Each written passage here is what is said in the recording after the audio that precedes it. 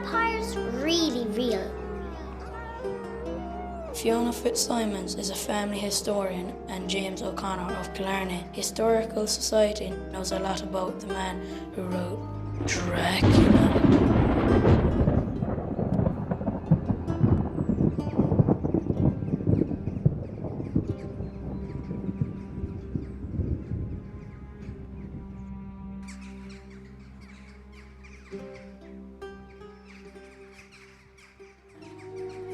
Bram Stoker was influenced by the stories that his mother told him.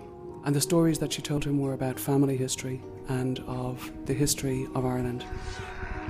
The legends and myths and battles. The conquests. If you think about that, for 5 generations of Irish people, all of their tales about who we are and how we got here were tales against the backdrop of all-out war and conquest. And this fuels the Irish imagination, and we think this is what gives rise to Gothic.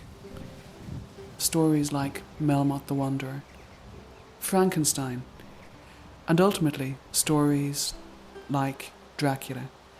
Bram Stoker looked to his own O'Donnell heritage, and that when he imagined Dracula as a Gaelic warrior in exile, a warrior who had outlived his own time, and something in that fired his imagination. As a child himself, he was very sick to the age of 7. His uncle was a doctor, of course, and he practiced bloodletting, because bloodletting was something that was done a lot in them days, where the blood would be drained from a sick patient, either by lancet or leech. As a child, he would have experienced that, and so all these things would have influenced him. His stay in Killarney was in 1878, when Coldman's Castle, of course, was about 300 feet up there on the eastern skyline. And it would have been a very daunting sight, I suppose, in them days, to see the castle, especially maybe at midnight or with a full moon. I suppose the interesting thing really is that his brother, George, was married to McGillicuddy's of Beaufort. And of course, they went on to buy the Coldman's Castle some years later. The other thing then, of course, is the word Dracula. In Irish, it means bad blood. Think of Stephen King. He's probably one of the best of the popular writers today.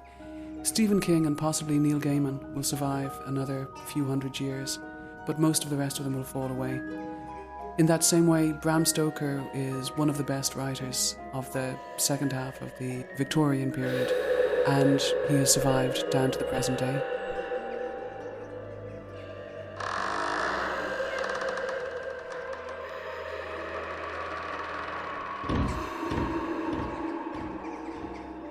No, vampires are not real, but they make a great story.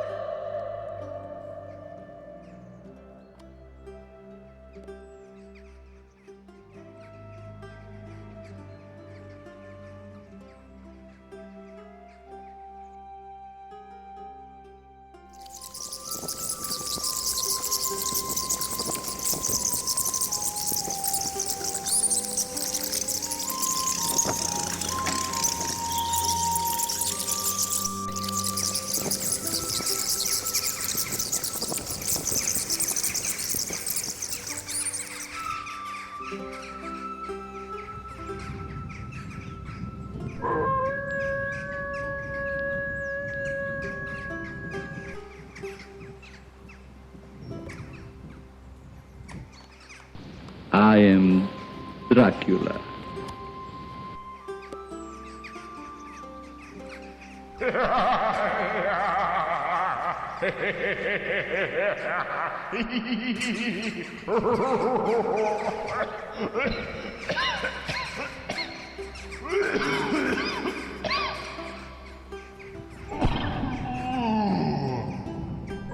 Oi, oi, oi, oi, oi.